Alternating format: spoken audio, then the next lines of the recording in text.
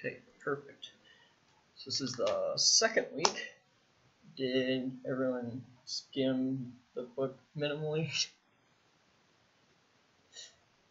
Alright, it's okay with the noise, but then I got the microprocessor chapter in there, so you just slow down. Okay, yeah, with the man in the box kind of thing. Yeah. Yeah, that is kind of a mind blown kind of thing. Before we move any further, questions on last week? Anything before we move on? Okay. I'll go through the PowerPoint first, and then if you still have questions about those things, then we'll go over them. Sound good? The microprocessing was a little tricky, so I didn't include it in depth in here, but get a rough feel on what it is essentially. So they try to include that analogy to make it easier to understand, you know, with the guy inside and then having. Well, if you kind of thought of it like an assembly line, basically, you had a person that does everything, like a guy for everything, and then as you have a stronger processor, you have multiple people that do that same role so that it can be done quicker. So let's get started. Visible Windows was the first chapter, the fourth chapter in the book, and the book starts off with XP, so it's the farthest back that it goes, which is pretty reasonable considering XP is still out there but less common. So three major variants of Windows XP that you'll hear of. There's also one that's not listed called Windows XP Professional 64-bit, which is kind of it was an uncommon version, but it was made. So it's out there, but you're not gonna see it because it's very uncommon. So they were named appropriately for what they were used for. So home was used for home. Professional, I actually had it at home too. It was kind of valuable to have everything packaged in, and it wasn't like, you know, it was $200 more or anything like that. You know, you just got extra stuff for a little more. And the book goes over, you know, every single individual feature that you got, but primarily you can think of professional as features that you would need for the work environment, and home being the things that you would need for home. So professional has everything that home does and more. And then Media Center was developed to record TV, manage media, so everything from movies to music to TV shows, and you could record all this stuff like a DVR. So that's when they first had it, and then they had a Media Center version in Vista and in 7 as well. Okay, now there are many versions of Vista, and like I kind of said, they're just variants of each other as they go up. They just add more features. They just build upon the version below. So Home Basic was very, very basic. I didn't really see it. I saw Home Premium a lot. I saw Business in the Business environment. I didn't see Ultimate or Enterprise very often. Enterprise you kind of saw with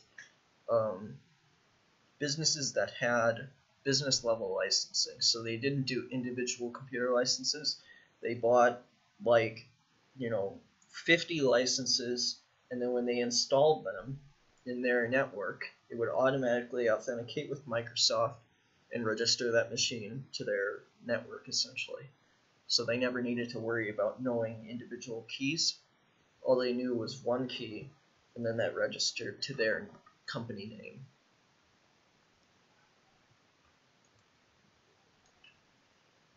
Windows 7 Starter is very rare. You won't see it on most laptops. Most of the time you'll see Home Premium or above. Starter is really, really light netbooks. Like You know, the really small ones are like this big by this big. And the reason you see them on those is because they don't have really powerful hardware, so they can't handle the higher versions. You can't physically run it well, if at all. Home premium, kind of see on basic laptops. Literally anything above a netbook is the most widely used according to the book, and it works well for what most people need. Windows 7 Professional is really great because it adds domain functionality, so you can use this in a business environment to remotely manage everything on your computer, everything from what the users can access to, you know, what the security settings are on Internet Explorer, or, you know, you don't want them getting to the C Windows folder on their machine because they might be able to edit files, or, you know, whatever it may be. You could literally edit everything and make sure that they can only do certain things. They also added XP mode, which allowed you to run older programs made for XP and below. So they called it XP mode, but it got later renamed compatibility mode.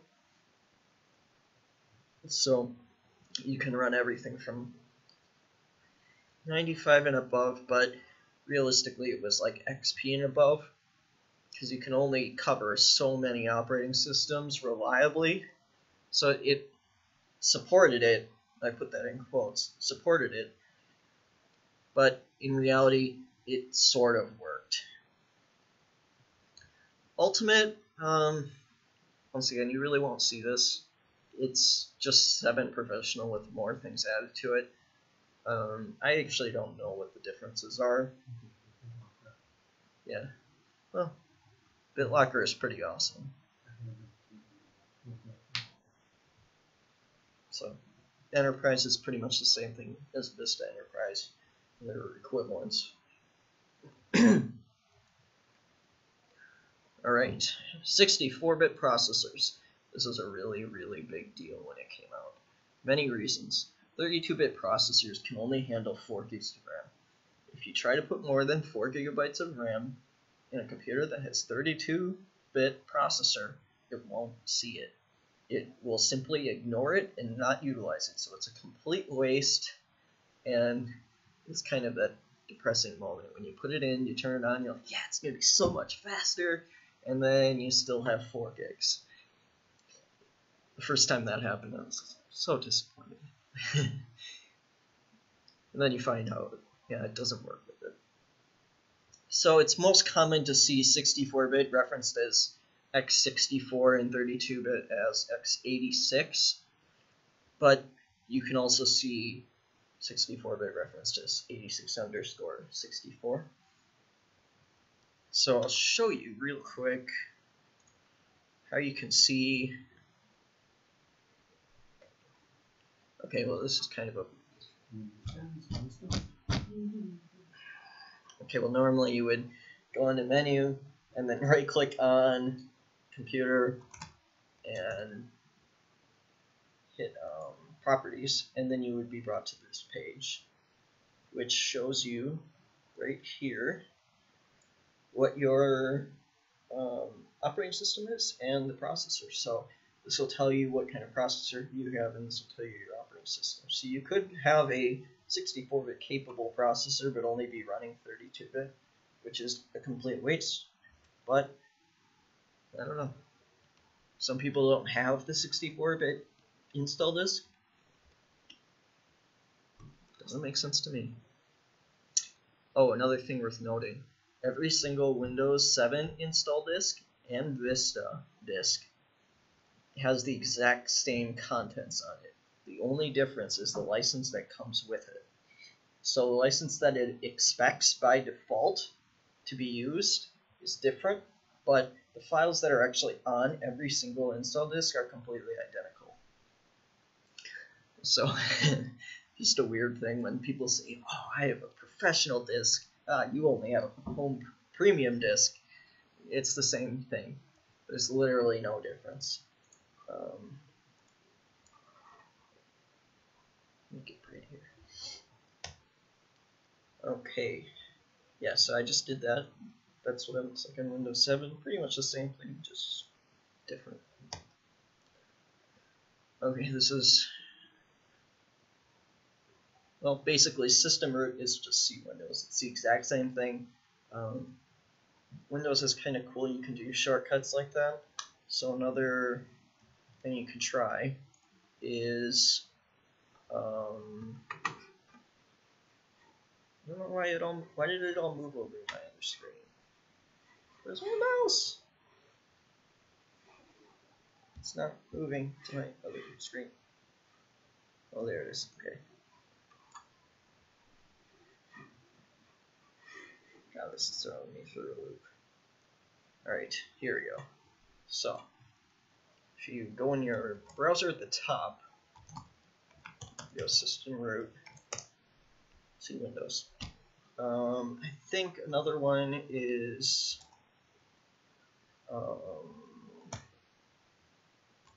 something like user profile, I think. There it is. So your home folder of the current user is user profile. So just kind of nice things. And I know those things because I'm commonly doing programming, and it's nice to have that shortcut for when you want to make a script universal for any computer that you're running it on.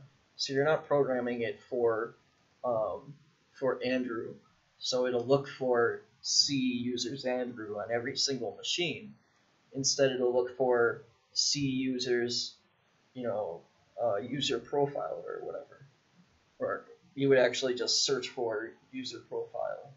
And those percent signs are a wildcard. It just says look for this system directory, basically. And if you enter one in that's incorrect, it won't do anything. It just doesn't work. So then these are just subdirectories that are inside system root, and you'll see those if you browse to those. And this is literally a screenshot from the book. That's all it is. If you have a 64-bit machine, you'll see x86, which is programs that are only 32-bit,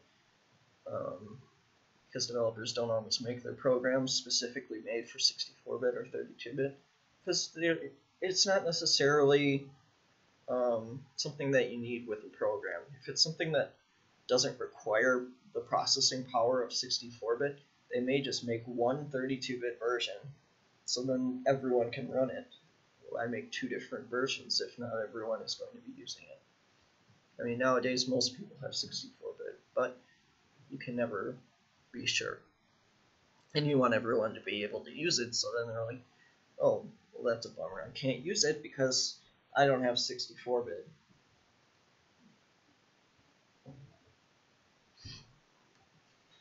Whatever. Okay. So the equivalent to C users in Windows XP is C documents and settings. So these are the same thing, just XP and Vista and above, different. That's all it is. Okay, grainy control panel. That's all it is. It's just, that's a classic view. This is the pretty category view. Personal preference. Doesn't matter. They're completely the same. There's just different ways of getting to things. And that's something that you should know about these exams, is that they want you to know different ways of getting to the same thing. So what I mean by that is, let's say you need to get a device manager to update a driver. You could do that several ways. You could go on the control panel, and then there's, in one of the menus, device manager on the left side. There's also the Microsoft Management Console, also known as the MMC, and you could open the snap-in and open it that way. Or you could go directly to the utility itself.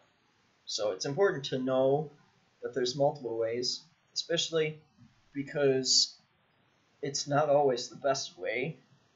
There isn't always a best way. If you're already in Control Panel doing something else and then you realize, hey, I need to go in Device Manager, it might be faster to go in through the Control Panel because you're already there.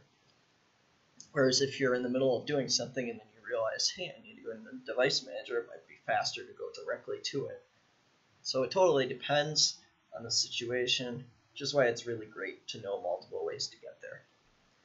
For example, the actual direct path to it is dev mgmt.msc. So if you type that in a run window, so if I do Windows R, then it opens a run window. Oh, and that's one of the other things that's really great is knowing keyword shortcuts. So like Windows S is search, and it's popping up on my primary screen so you can see it. I thought I had this duplicated. Nope, guess not. Duplicate. Command W. Okay, let's try this instead. Command S, or Windows S, wow, it's on Mac. And then Windows R is run, which I have open. Dev mgmt.msc. And there it is. So little stuff like that is really nice to know. Windows L is debug. Windows E is my computer or File Explorer. Either or. I mean, in XP and Vista, it's my computer. And here it just goes to File Explorer, which is one click away from my computer anyway. So it's one of those nice things to know. I have these questions I have too. How are we supposed to put that on the exam? They'll give you options. They'll say like, what are 2 methods of getting there, and they'll have like checkboxes, or they'll say what is the best way to do this. Okay. So a lot of times they'll give you a situation. Bob has this computer problem. What would be the first thing you would try, and then it would have options that you would eventually do, but you'd have to pick the best one for the current situation that you're in. So like it might say you've already tried, boom, boom, boom, boom. What should you do next, or something like that. Yeah, it just said what could be the problem, and then I had a fan, but the answer was the thermal compound. But then it said an argument could be made for the fan. So I was right, sort of. Yeah, I know it's stupid stuff like that. So anyways, all right. Device manager is just in there. So officially, it's used to examine and configure all of the hardware and drivers in a Windows PC. Well, the most common thing you're going to end up doing is viewing your devices and making sure that their drivers are up to date. More than likely, you'll only end up going in here when something stops working. You're not going to go in here because you're like, hey, I don't know, just for the heck of it, I might update my drivers today. Usually not. You update them because something isn't working, or yeah, that's usually it. It's usually the major reason why you end up going in. Because why would you? It's just extra work, really.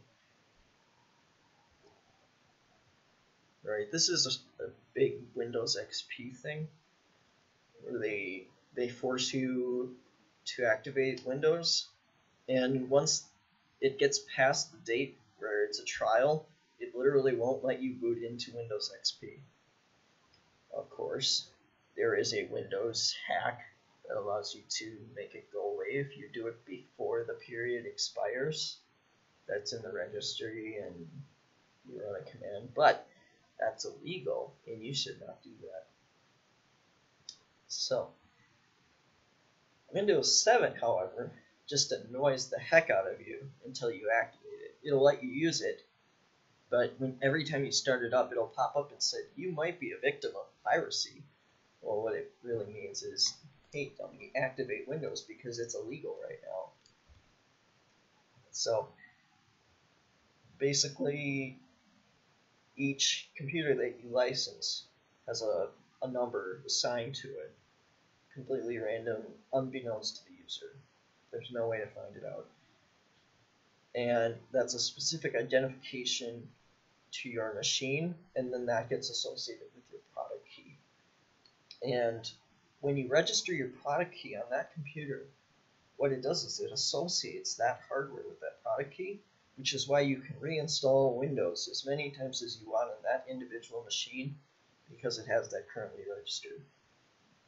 Now there is a utility built into Windows to deregister a machine from that product key so that you can reinstall on a different machine, like if you buy a new laptop or you build a computer or something. They obviously don't come with an operating system on them if you build them yourself. So then you might transfer from your old machine to the one you just built. So it's one example. Backup utilities. So I highly recommend using a third-party backup utility and avoiding Windows backup utilities, because built-in Windows backups just really don't cut it, to be honest. They don't back up everything you need, and even though it's built in, it's already there, they're not as effective in getting all of your files, and why bother relying on them if there's so many free utilities out there that do so much better? I mean, completely free that just are amazing in every other way. The only nice thing is that Windows Vista and above have they basically make like a snapshot, if you will. So it's a point in time where your machine is in a certain state. And this is kind of nice because you can revert to that state in case your machine can't boot. Other tools can also do this, where it takes a full snapshot of your machine, and you can usually choose whether you want all the files or just your Windows operating system covered, or just your user files, so you could reinstall and then just restore your user files. So you can kind of be more granular with third-party utilities, whereas built-in Windows utilities don't let you be granular. They kind of automatically do everything, and they don't really let you say, okay, I want only these directories done, so you don't have like, a 200 gig backup, and then you need a giant drive, and you can only store like 3 backups on it. So that's why I am just pressing upon the point that don't rely on these. They're really not that great. I've never used them because they're not that great. Disk cleanup. I use this like once. It's for times when your hard drive is completely full. It's built into XP and every other version above, and primarily cleans up temporary files. There's also a free utility called CCleaner, which is an abbreviation for crap cleaner. I'm not making that up, that's actually what it stands for. And that can actually clean up registry and temporary files and much more. That's also free. There is a professional version. The primary difference between the professional version and the free version is that they will do live monitoring on the professional version. It's not worth it. I have it. So this will automatically run if you get to 200 megabytes, but you can manually run it at any time by right-clicking on your hard drive and going into Properties, Tools, and then it's in the list of 3 things you can select from. Disk defragmenter. Okay. Does everyone know what defragmentation is? Yes. Okay, great. So we're there. So, disk fragmenter takes all of those fragmented files and puts them back together where they belong. That's all it is. Never, ever, ever, ever, ever, ever, ever, ever run this on an SSD, because they don't have fragmentation, I should say. And it's really bad for the drive to run this on it. the newer Windows versions are smart enough to say, hey dummy, you can't run this on an SSD. It's bad for the drive and it won't let you do it because they're smart enough to detect that it's an SSD. So no worries, you don't have to be a computer genius to not screw up your computer in that sense. Files and Settings Transfer Wizard. This is kind of nice.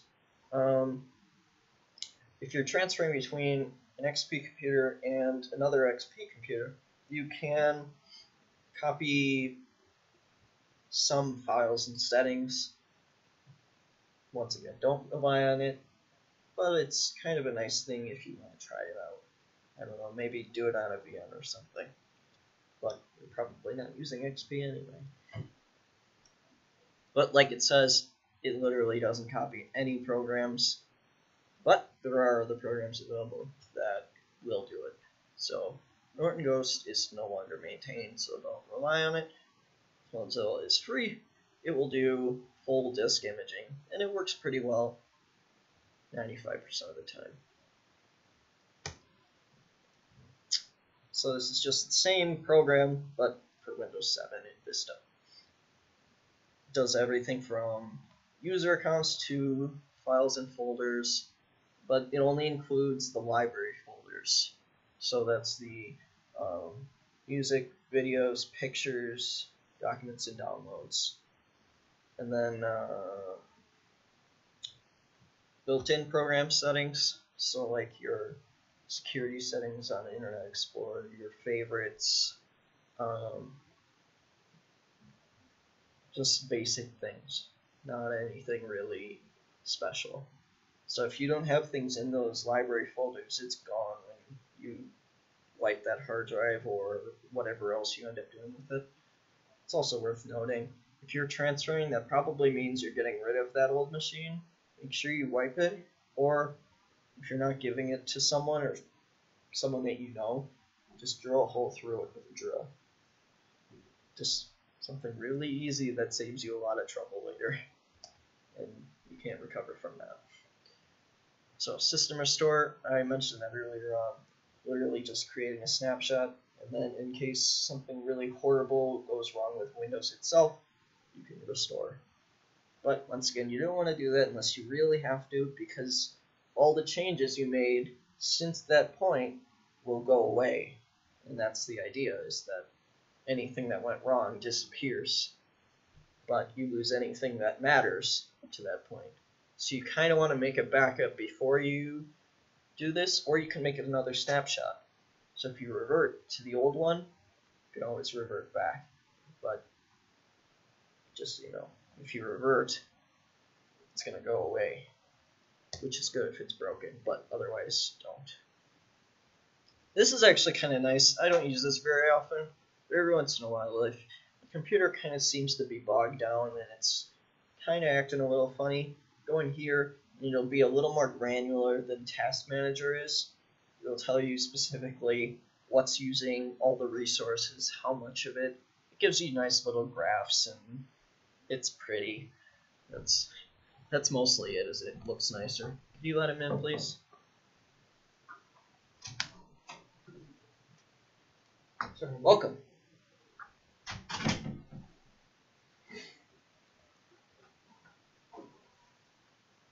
Alright, so, yeah, mostly it's pretty, but it does have a lot more features than Task Manager does. Command prompt, live and know this. It's really great. The newest thing, though, is PowerShell. That's really great for scripting. It has everything that command prompt does and so much more. A ridiculous amount more. So you can make scripts, you can run commands to run reports on a machine to see, like what programs are installed, who installed this computer, how long has it been running, anything you can think of, it can do. MMC, mentioned that earlier. So snap-ins are how you use it. When you initially open it, it'll be completely empty. This is an example I mocked up where disk management and device manager are added in. And that took me like a minute. It's literally you go into action, you click add snap-ins, and then it shows you a list of all the things you can add. And after you're done, you can even save the window as a preset, and it'll make a shortcut on your desktop or wherever you save it. And when you double click it, it'll open it to the console window with all the settings and snap-ins you had open previously. So if you kind of get in the habit of using it, or you need to use it frequently, you can just open that shortcut. Or if you're in a business and you have a certain setting that you like, you could copy it to a network drive and then just execute that on any computer you need it for. Administrative tools. So it's pretty much everything you'll end up using crammed into one folder. It's kind of nice. I don't know. It has a lot of things in it, but I don't go in it very often, to be honest. Run everything from the I usually run the command directly, the actual name of the program. So, computer management, it's just a collection of some of the utilities that are in administrative tools. That's all it is, really. Some additional features like performance, shared folders, task scheduler, but even some of those you can get to outside of this utility. But it's just another way to kind of centrally manage.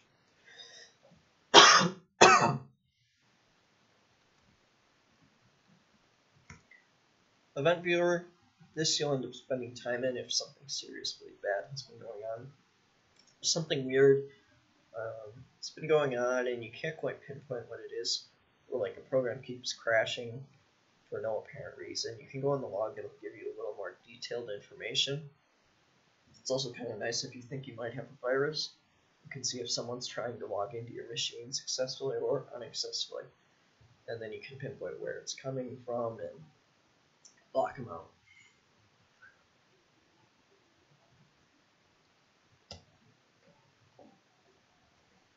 Okay, so performance, pretty much what you would expect. It just shows what is using the resources on your machine. Alright, that's it for chapter 4. Questions? Perfect. Frames versus packets versus MAC addresses. So obviously MAC addresses are separate. Right away you can distinguish that. Discrete chunks using frames. You probably won't need to directly know that, but that's just something that was in there. Packets and frames are not the same because packets are in frames, not the other way around. So you probably learned that from Cisco 1, I'm thinking. Same thing with MAC addresses. I don't really think I need to go into that too much. It's just a unique identifier for each individual NIC that is on your machine. They can be spoofed though, which is kind of fun. CRC is just a way to verify that the data that was sent is received in the same way that it was sent, basically. Introducing Ethernet.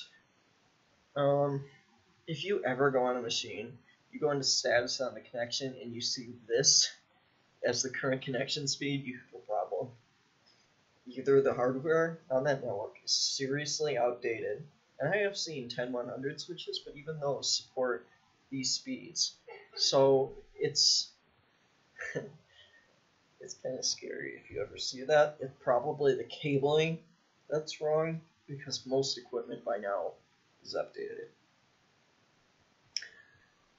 Most of the time you'll either see 100 base T or 1000 base T, but even my home network is up to 1000 base T, but I did that because I have an internal cert that I stream media from and file sharing and so on. So this is really common now. It's just a fancy way of saying this is a switch where all of your computers in your network connect up. That's pretty much all it is. It sounds really complicated when they describe it in the book, but that's really all it is. Yeah. So, home routers generally 4 or more ports, usually 5 because there's one for an internet connection. But I've seen, I have one at home that has 8, and then I have a couple enterprise ones that I don't plug in because they use up a lot of power. Those have like 24 to 48 ports. I've seen 32, 24, 48, most commonly on 1 to 2U switches. So, but if you have like a giant rack chassis, you can actually have hundreds of ports on it. Those things are expensive. 40 grand for something that's this big, and they're so heavy. I mean, like 300 pounds. You need 2 people to move it not because it's really heavy, but because it's really awkward. It's just a really big, piece of equipment, and it's heavy. So what you can do with some of the older ones is they actually have blades, and you can take out the blades, make the chassis lighter, so you carry the blades individually. You have like a coworker that'll carry the blades for you, and then you carry the chassis. And then the fun part is when you're trying to mount it inside the rack, because yeah, it's always fun. Bandwidth is the speed that your network can go at, whether it's internally in your LAN or externally, the WAN or the internet. Generally measured in megabits per second, not megabytes. Difference being space usage versus traffic going over a network. Some people screw that up, and they are relatively close, so I can kind of see how that happens. So the connection between a computer and network device is called a segment. I've never heard anyone say that. Cat5 is limited to 100 meters, realistically less, because of environmental factors such as interference, so EMI primarily, or if you have electrical work that's going near it or across it, it can also cause interference that will make the signal weaker and allow it to not go as far. Here's the other thing that you have to keep in mind. 100 megabits per second, megabits per second on a Cat5 cable is not how fast it will be at the end of 100 meters. It won't be 100 megabytes end to end. Realistically, if it's a shorter Cat5 cable, it'll be closer to 100 megabits per second. So the farther away you go, the less it'll go. So you can actually run it more than 100 meters, but it's not going to be anywhere close to 100 megabits per second. Same thing with Cat5e and Cat6, everything above. It gets weaker and weaker as you go farther away. So if you have a really short patch cable, it's only like a foot long, you're guaranteed to get that gigabit speed. So these are just the standards that you'll need to know. The most common right now is 5, 5e, and 6. So if you know those 3, you're generally okay. 6A is so new and so expensive, you're not going to see it until a long while from now. Cat3 we'll see with DSL and every once in a while dial-up, but dial-up is mostly Cat1. So, just the book stressed this bullet point here, just so you know. Or cabling. So, 2 different standards is the shielded twisted pair and the unshielded twisted pair. Pretty much self-explanatory. The only difference is that there's a foil wrapping around all the wires that keeps interference more minimal than it normally is. So, two standards, T568A and 568B. The only difference is the way the wiring is put into the end of the cable. There's literally no difference in performance or anything. When wiring these yourself, it's completely personal preference. It doesn't matter at all. NetBIOS. This is pretty uncommon now,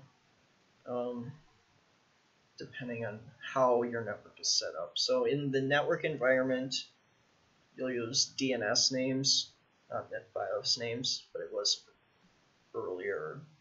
It was kind of like the early naming convention. So you would say like, Lee's PC or Andrew's PC, and then that would be a way to reference which computers are whose in the network, or maybe you have like a numeric style, something like that. So it goes in more depth about NetBUI. And then it also stressed that nodes are anything with a network connection. So my phone could be a node, my laptop could be a node. So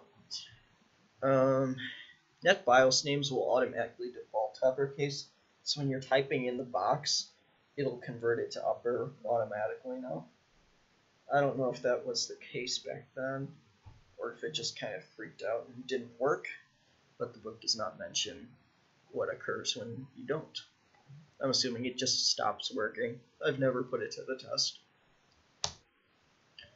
Alright, LANs, local area network, just a group of computers that are close together. WAN is a widespread group of computers connected using long-distance technologies. So, the internet is a WAN, and literally all the internet is a collection of LANs connected together. That's all it is. Routing, sorting the frames, and sending them along to the proper LAN. Everyone's been through Cisco or some form where they know what routing is. So routers destroy broadcast frames, which is amazing because they're evil and they slow down the network like crazy.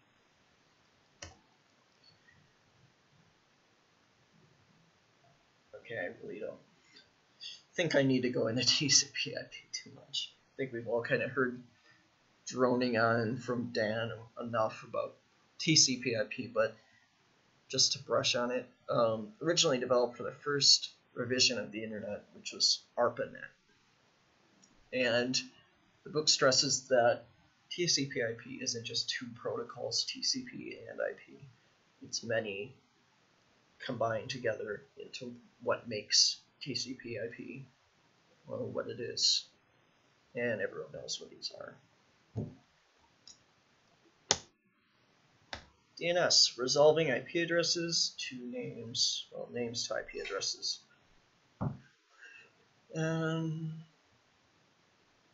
Yeah, it's pretty straightforward. Instead of knowing the IP address of Google, you know Google.com and it automatically does it magically. And you don't realize how much you need DNS until it goes away.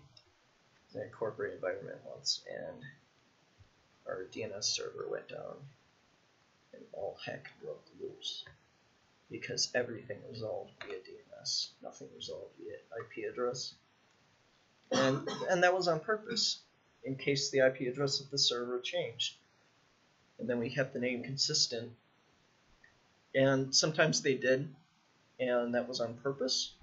If we were sunsetting a server, meaning retiring it and replacing it with a new one, well, not necessarily replacing it, but generally, if you're retiring one, it had a purpose, and you're replacing it with one that is newer.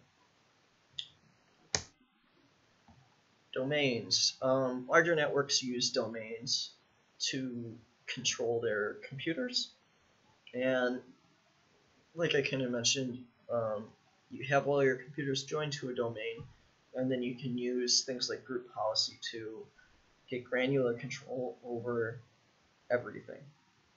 I mean, literally everything. I had a group policy for several kiosks we had, and they were literally just machines on our network that were locked down to the point where you could only access the internet browser and reboot. That was all you could do on it. So if it broke, you could reboot it, and you could get into Chrome, but you couldn't access any files you could potentially download. It just wouldn't let you. It's kind of funny. I felt proud of myself with that one. So when you're in a business environment, all of your accounts are on the domain controller, the DC, and the reasoning for that is that you can control the rights of each individual user.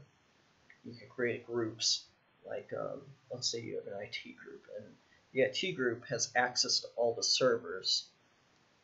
Not all the people in that group might have access to actually change settings, but they could view them. And you might have a separate subgroup that is, IT administrators that can do everything, which is a really dangerous group to be in. You better trust these people because it could destroy everything. And then, you separate by department so you can make sure that they can only access what their department needs. So it's a really valuable thing to have. I'm gonna wait for her because she said she got lost in this chapter. Any questions thus far? I know it's really basic stuff. It gets dull. I understand.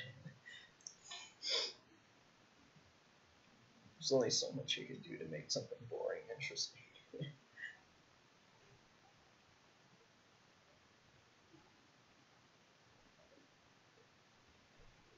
So did everyone have a good weekend? What about you? Hello, Mr. John. This guy's trouble, don't listen to him. It's not stealing if you return it. Well, it's my own, so I guess. A little roundabout way, I still would. It's true.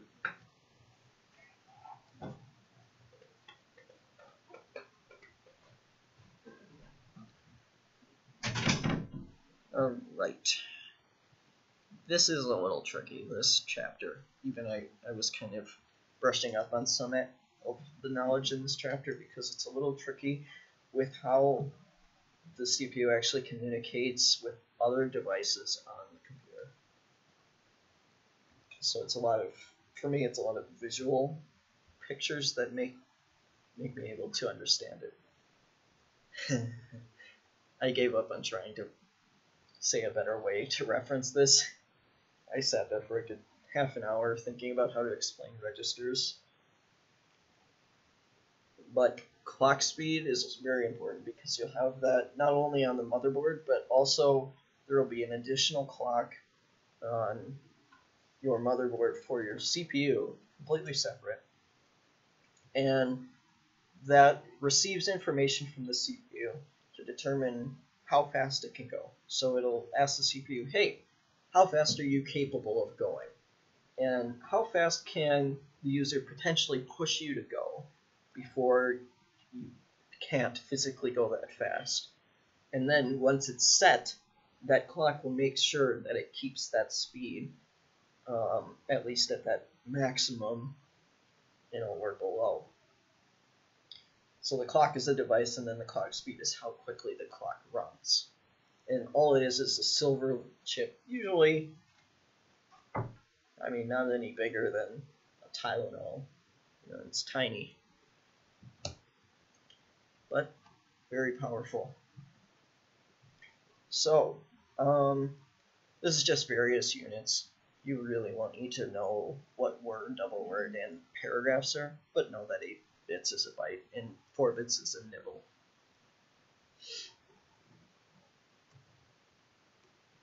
So I put this in there from the book just to kind of help explain it a little bit. So the MCC basically reaches into the RAM and communicates to the CPU, because the CPU itself can't communicate directly to the RAM.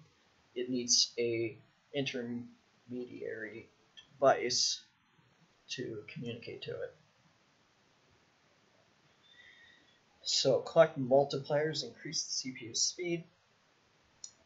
So in the day when they ran slower, it might have been 100 megahertz and maybe run at 2 gigahertz, but now I think the last one I had ran at 4.6 gigahertz when it was overclocked. So it totally depends on the CPU, how quickly it can run. The multipliers also depend on how many cores there are. So if it's a single core, the multiplier won't be very large to begin with.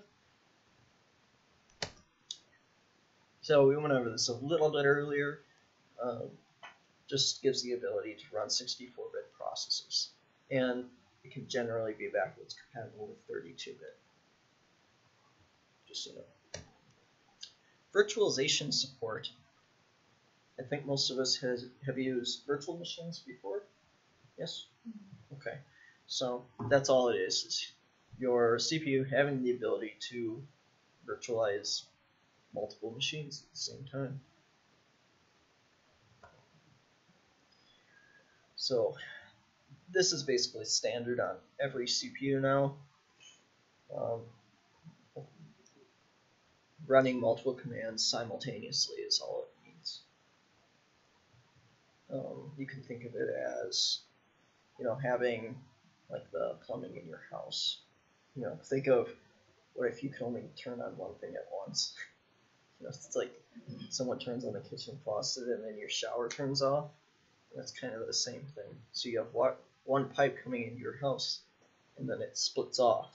So you can continually use your water everywhere you are in the house simultaneously. Kind of the same thing. And then this is just the process that it takes. And this happens so fast, but this is how it goes. So it gets the data from the EDB, and then it figures out what it is, executes it, and then sends it back, says, hey, this has been executed correctly, or no, it hasn't, it's failed. And then you'll get feedback on that, maybe an error, or if it's a critical error, you might get a blue screen of death. Who knows? Totally depends on what the error is. So once again, these decreased and decreased over the years because they kept making them faster and faster and faster, so it doesn't have to wait as much because it just it comes with built-in RAM called static RAM. This isn't as necessary now because RAM has more capacity now, so it can keep more programs stored on it, but it still has RAM, which is known as caches, and I've seen 1 to 3 caches, I think it is. Yeah, so faster the CPU, the more caches it has, so more space to hold programs. So you'll definitely see the L1 on every single CPU.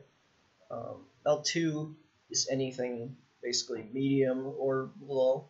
So if you have a medium level CPU in your machine, so basically any machine you buy from the store nowadays will have L1 and L2 caches. And this one is, think of it like an expansion cache. So this is your primary, and then the L2 is just to add on to have some extra capability. And then L3 is like the expansion to L2. So you just have more space to be able to run things super fast on your machine. Okay. Stupid program, I thought I told you to turn off.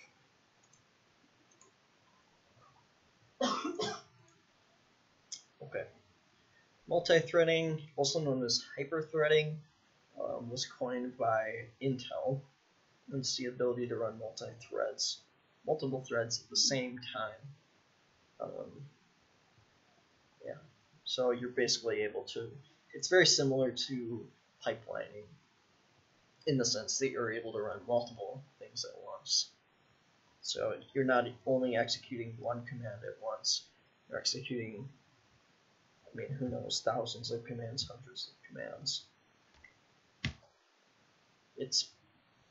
You're never really going to know unless you're a low-level programmer that actually understands zeros and ones. So the general limit for most CPUs right now is 4 GHz, and that's super high-end gaming or graphic design.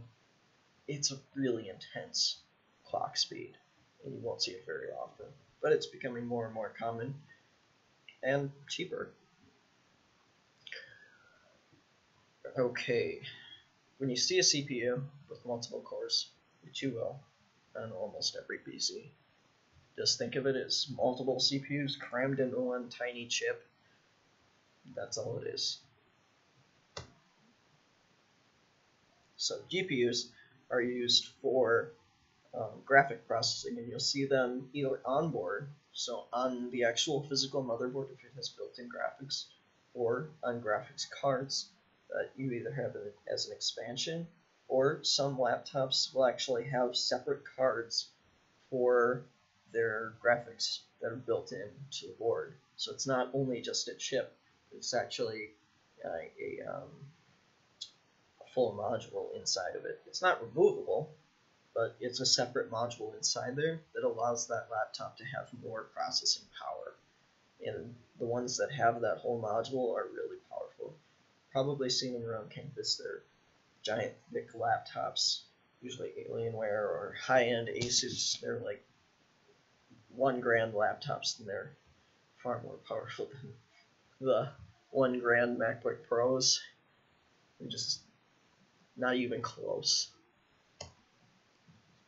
So these are the most common CPU types for AMD. As they go down, they become newer and newer. So AM3 Plus is the newest one, and as you go further up the list, they get older and older. You won't see 940s anymore, but you'll see AM2 and newer. So I haven't seen a whole lot of the F series yet, but AM3 Plus is really common right now. And they're a really great socket. So that's what they're known as sockets. And AM3 is compatible with AM3 Plus, but any of the ones below are not compatible. So AM2 and AM2 Plus are compatible. The only difference is the number of pins, but they do line up and they will fit in. But none of the other ones are like compatible, so you can't put an AM2 in an AM3. They're not backwards compatible. So the right one is an AMD socket, left one is an Intel socket. You can tell because one has male ports and one has female ports available on it. And you can also tell by the middle section. So each of them just have different shapes, and as you experience that a little more, you'll see and get used to what Intel is and what AMD is. So kind of get used to it, and you won't have to think about it anymore. It'll just occur to you. And of course, if you buy them pre-built, you won't have to worry about it at all. But it is nice to kind of know in case you ever decide to build your own. So when you're removing them, the lever clicks down. It kind of swings out a little bit, and then it lifts up, and the socket itself actually slides. So you set it in after the lever is fully up, and then when you're pressing it down, it slides it into place, and that's when it fully seats. And you can't pull it out while the lever is down. And that's on purpose for many reasons. CPU cooling. So power usage is in wattage or watts, and basically the higher the performance, the more power it uses. And OEM CPU coolers, most of them come with stock coolers. The higher end ones don't rely on the one that comes with it because it's not enough to keep it cool. The lower end ones, medium to lower end ones, you can trust them. They're usually fine. And then the specialist CPU coolers are the ones that you put on the higher end ones generally. Don't waste your money putting specialized ones on lower end ones because you don't need it. So the left one is an OEM, smaller one, and the one on the right is a higher end. You can tell by how large the heatsink is. It's a lot taller, so it distributes the heat a lot better than the OEM does, which is why it is more expensive and it's larger. So thermal compound, heat dope, that makes me laugh. So that just goes between the heatsink, which is usually the same unit as the fan, they're not separate things anymore. And you just put a tiny dot. I mean, it's tiny. Yes, perfect description. Pea size, so you don't want to put too much on it. And when you put that pea size dot on the CPU, once you press down the heatsink, it spreads out anyway. So you don't have to manually spread it. It's completely pointless. Overclocking, running it at a higher speed than originally intended. So some CPUs are actually built to, they're built in a way where they expect people to overclock them. So they build in the capability for people to do it, and they'll tell you the maximum speed at which it can be overclocked, and you should not go past that, because generally it doesn't work, and they've tested it. Because they expect you to do it, they'll just tell you what works. When it was an older thing to do, I should say when it was coming out, when it was in its earlier stages, it was a lot more dangerous. But now, newer motherboards will have built-in utilities that will automatically overclock to the maximum speed of the CPU. It will automatically detect the CPU and what it's capable of, and adjust all the variables so you don't do it incorrectly.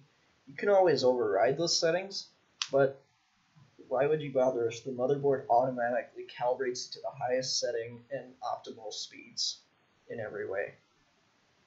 So more heat comes along with higher performance, and you'll need a better cooler to handle that. And usually you can get, a standard closed loop liquid cooler for like $70, which isn't horrible. They used to be really expensive. And then the CMOS clear jumper, it's just 2 pins on the motherboard, and you take a little jumper, which is just a piece of plastic with 2 metal contacts on the inside, and you just put it over the 2 pins, it connects them together, and then it clears the BIOS of all settings and sets them to factory defaults. And inside the manual, it'll have a little picture. It'll show you where it is on the motherboard, because there's tons of pins on it, so it could be potentially a little confusing initially. When you get it, you don't really know where everything is. All right.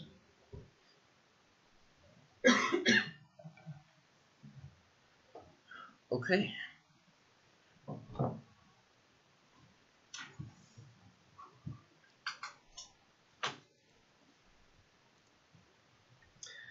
Questions? So, that is my girlfriend. Thanks.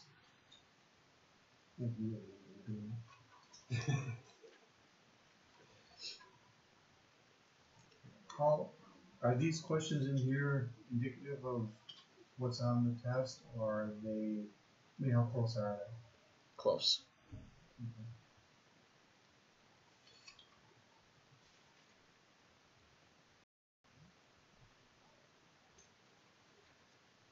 Think of the little men as processors, not as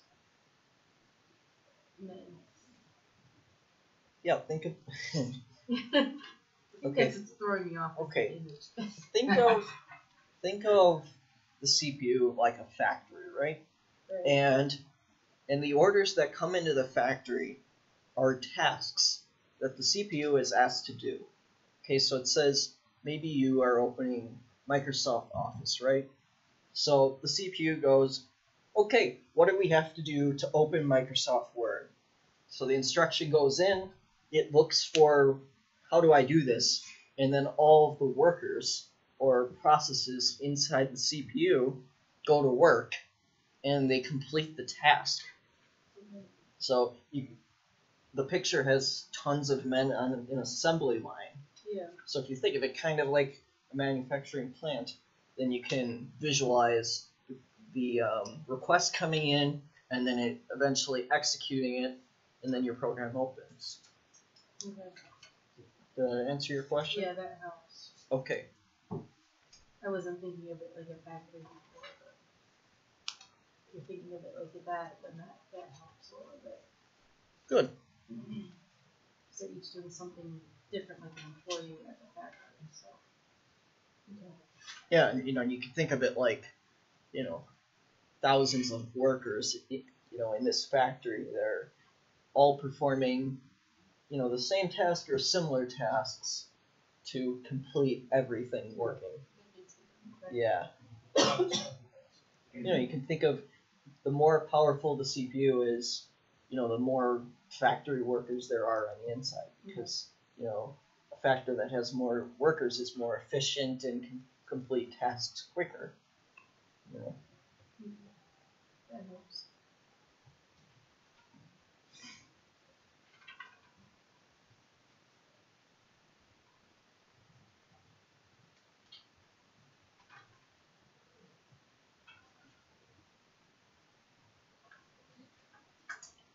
Hardy Van is a good discipline.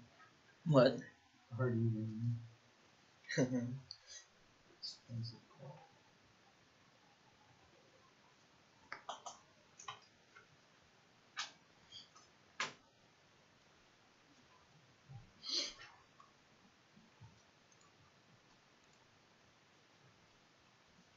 Seven, 8, 9, 10. Yep.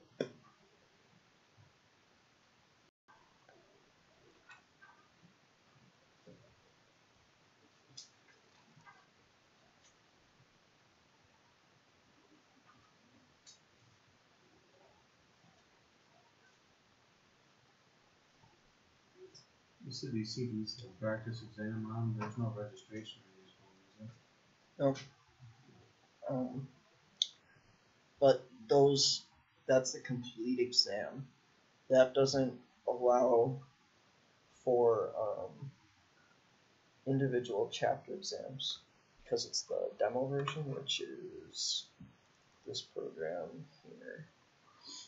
Let me move it over. It looks like this.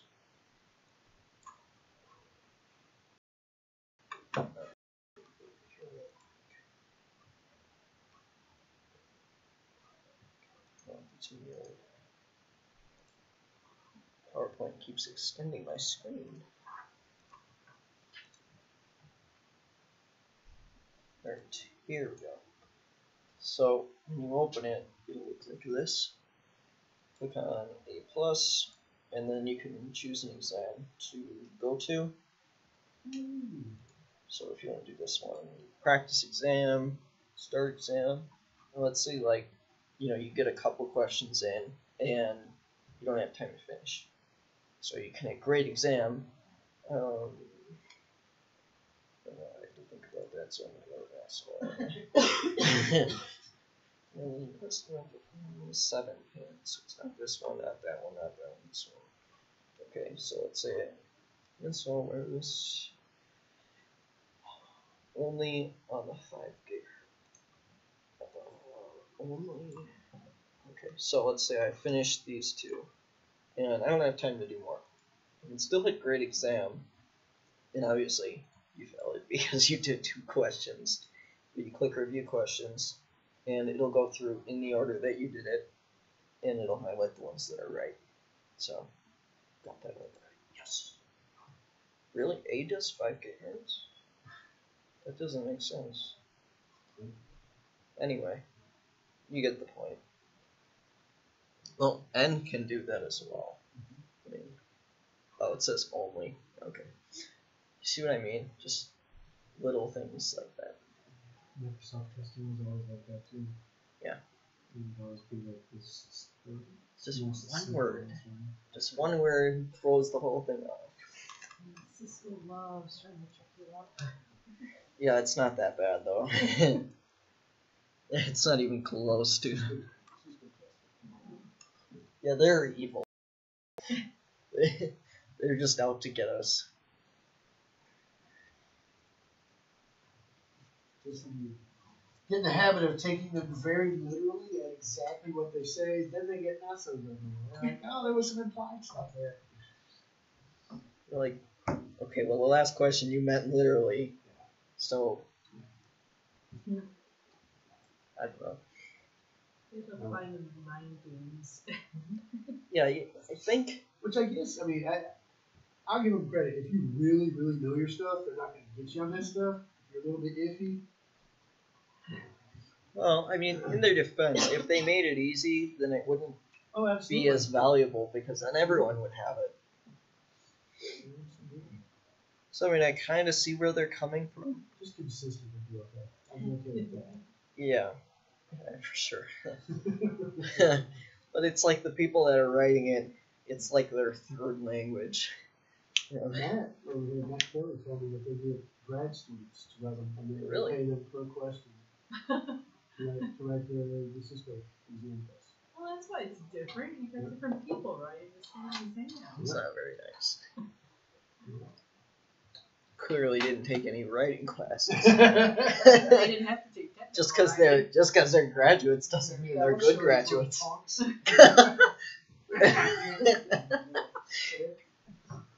What did you do after college? I wrote Cisco exams. I hate you now. It's not going to be a good way to Don't do put it. that on your resume. Oh, exam questions for Cisco. You're out of here, partner. How do you like 10? Windows 10. I like it. Yeah? Yeah. It doesn't like my computer as much as I like Windows 10. Because officially, my drivers haven't been updated for Windows 10 yet. So every once in a while it does something really funky. But I don't know.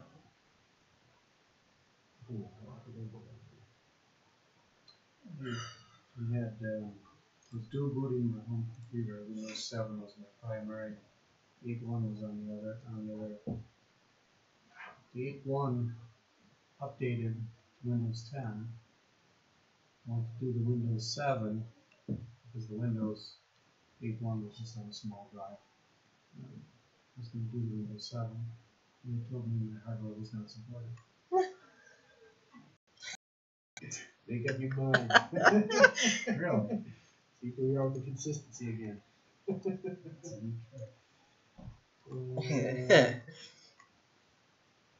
can tell it to do it anyway. Yeah. You can go ahead and you can Actually, download ISOs. Yeah, so yeah. But yeah, you're thinking if it was okay under 8, you'd be okay under 7. The only difference was my 8 was on an SSD. Other than that, I mean, it was all the same. Right? So you all Tricky up there. are free to go unless you have anything else. Sorry I was late tonight. No, it's function okay. with my son's school. It's okay. What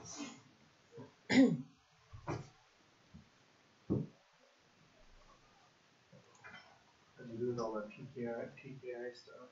Hmm? What are you doing with all that PKI stuff?